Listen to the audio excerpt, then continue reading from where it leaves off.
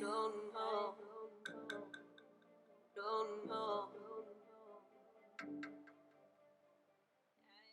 2, 1, briller, le podcast qui vous met en lumière.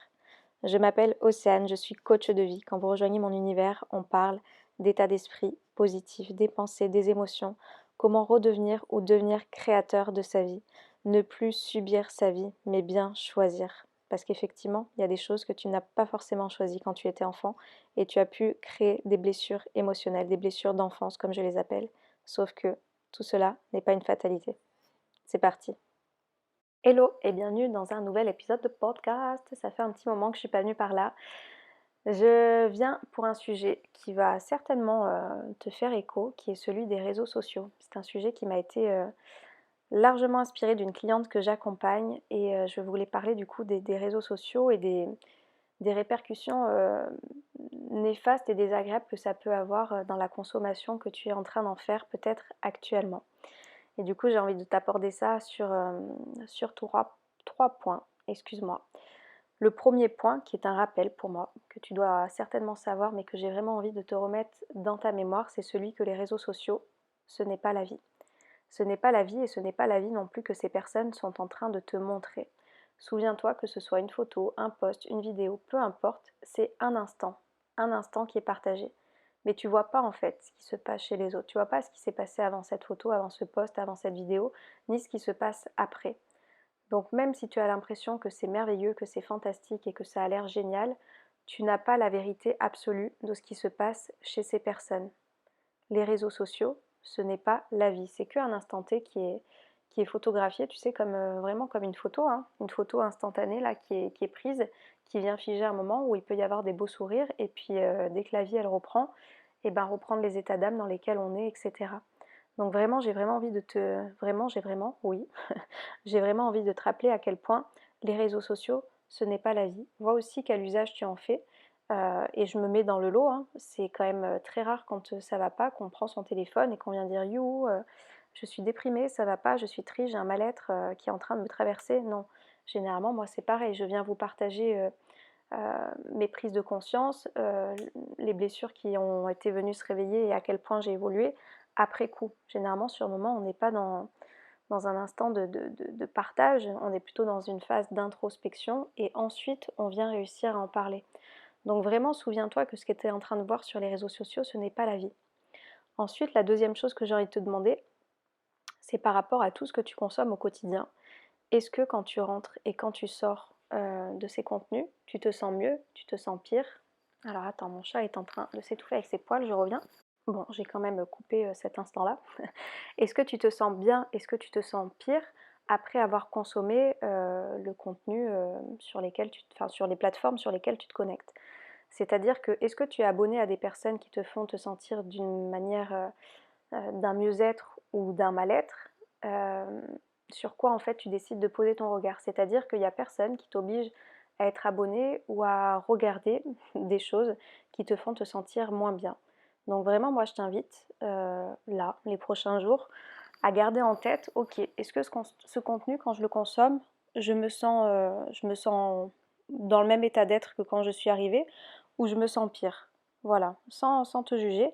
Et ce que tu peux te demander aussi, c'est pourquoi tu continues de suivre du coup cette ou ces personnes en sachant que ça te rend pas forcément très très bien après avoir consommé, lu ou vu des choses qui, bah voilà, qui t'apportent un mal-être où tu as l'impression que ta vie à toi est moins bien, etc. Pourquoi tu continues de suivre ces personnes-là? C'est une question que tu peux te poser là sur les prochains jours. Et ensuite, la dernière chose que j'ai envie de te rappeler, c'est en quoi ta vie à toi a moins de valeur quand elle est comparée à l'extérieur. En quoi ta vie à toi a moins de valeur quand elle est comparée à l'extérieur. Et là, on revient à un sujet de base dont je te parle très souvent, c'est que certainement que tu ne t'aimes pas assez, que tu n'as peut-être pas assez de confiance et d'estime dans qui tu es, dans ce que tu fais de ta vie, de là où tu en es, et que du coup tu remets en cause tout ce que tu es, tout ce que tu as construit, en te comparant à quelque chose qui est, souviens-toi, figé, où tu vois qu'une seule partie à un instant T, mais qui n'est pas la vérité. Et au lieu d'être dans une énergie basse à comparer et à te sentir mal, en quoi tu peux valoriser justement ta vie, en quoi tu peux valoriser, c'est-à-dire en quoi tu peux voir la valeur que ta vie elle a, en quoi tu peux lui apporter même de la valeur à ta vie si jamais ça ne correspond pas à ce que tu attends.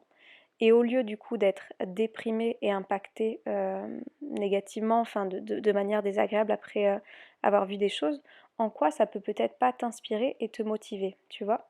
Admettons que tu sois dans une relation qui ne te convienne pas. Qu'est-ce qui te coûte à toi de quitter et de partir? Pareil si tu es dans un boulot, pourquoi tu ne pourrais pas? Si c'est dans une ville, pourquoi tu ne pourrais pas? Tu sais, il y a que des choix qui sont faits et qui te permettent d'avoir une vie qui soit plus en accord avec voilà, tes aspirations, tes valeurs et ce que tu souhaites en faire. Et ça, pour moi, ça a beaucoup plus d'importance que ce que tu devrais faire, de porter un regard sur une comparaison que tu as entre une vie qui n'est certainement pas comparable avec la tienne. Qu'est-ce que tu peux faire de la tienne? En quoi tu peux valoriser, t'apporter à toi toutes ces choses qui t'apportent voilà, du bien-être, de la sérénité, de la paix intérieure, de l'amour, de la satisfaction, de la joie. Je ne sais pas quelles sont tes valeurs les plus importantes pour toi, mais en quoi tu peux diriger ta vie pour que ces valeurs-là, elles fassent partie intégrante de ton quotidien sans que tu sois du coup dans une frustration de te comparer à des personnes qui n'ont rien à voir avec ta vie. Voilà ce que je voulais te rappeler. C'est très très facile en fait de dériver dans un mal-être en consommant des contenus sur les réseaux sociaux qui viennent nous montrer des choses figées et faussées par rapport à une entièreté de vie et de réalité. Et en quoi c'est plus important d'aller voir ce qui se passe chez les autres plutôt que d'aller voir ce qui se passe à l'intérieur de toi. Si ça réveille un mal-être, vraiment, je t'invite à voir les abonnements que tu as là dans les prochains jours et pourquoi tu restes abonné à ces personnes. Qu'est-ce que ça t'apporte d'aller voir en fait et de te sentir plus frustré que ce que tu n'étais avant de rentrer dans ce contenu-là. Et ensuite de voir à quel point tu peux valoriser la vie que tu as, à quel point tu peux toi aussi faire des choses où ta vie, tu sais que tu vas être très content, très contente de la vivre, qui va être en accord avec qui tu es, ce que tu attends, ce à quoi tu aspires, etc. Et pour moi, ça, c'est ta priorité. Ta priorité, elle doit beaucoup plus être concentrée là-dessus que sur tous les contenus que tu peux consommer qui viennent te faire croire que ta vie à toi, elle est moins bien, elle est pourrie, etc. Ta vie, elle est déjà très bien et elle peut être encore meilleure si tu en as envie. Et ça dépend des choix que tu vas faire. Au lieu de porter ton regard à te sentir frustré sur l'extérieur, va porter ton regard sur l'intérieur pour aspirer en fait à ton propre bonheur, à être en harmonie, à mettre en harmonie pardon, les valeurs que tu as dans ta vie avec les décisions que tu as prises et tu verras que ce sera bien différent en fait que de consommer des choses qui te font te sentir plus mal que bien. Voilà ce que je voulais te partager dans l'épisode de ce podcast. Je pense que je ferai un épisode de podcast sur les valeurs si ça t'intéresse, les décisions que tu as faites et les décisions que tu as prises pardon, et les valeurs. Et des fois, c'est vrai que quand on n'est pas en harmonie avec celles-ci, on a tendance à ressentir aussi un mal-être. Mais bon, parenthèse, ça ce sera peut-être pour un prochain épisode. Mais voilà, fais attention en fait, sois vigilant aux dérives de ces réseaux qui montrent pas forcément la vérité et sois vigilant plutôt à travailler sur ton bien-être intérieur, sur ta paix intérieure, sur ton bonheur tout simplement. Voilà, et ça c'est beaucoup plus important que d'être dans une comparaison de vie qui ne représente certainement pas l'intégralité d'une vérité absolue. Voilà, c'est tout pour aujourd'hui. J'en profite pour t'annoncer l'offre du mois que je lance. Ta-da-ta-ta-ta. Je te propose un coaching intensif en mai, fais ce qui te plaît. C'est l'offre du mois de mai où on vient se retrouver 4h30 en tout, 1h30 la première fois et 1h les 3 fois suivantes. Et tu as aussi accès à moi en illimité via un canal qui s'appelle Telegram où on va échanger tout simplement pour reprogrammer justement cet état d'esprit où on va voir comment tu peux gérer tes blessures, tes émotions qui te dépassent, que tu as envie de savoir comment tu fonctionnes, comment réagir pour que tu ne sois plus submergé mais que tu puisses bah, voilà, tout simplement faire au mieux avec tout ce qui se présente à toi et tu auras tous les clés et les outils nécessaires pour te sentir en harmonie et en paix intérieure. Donc si ça t'intéresse, je te laisserai toutes les infos en bas. Je me ferai un plaisir de t'accompagner dans ce cheminement-là. Et voilà, j'ai plus qu'à te souhaiter une belle journée, une bonne soirée, un bon matin, tout dépend quand tu m'écouteras. Et je te dis à la prochaine. Ciao, ciao. I don't know.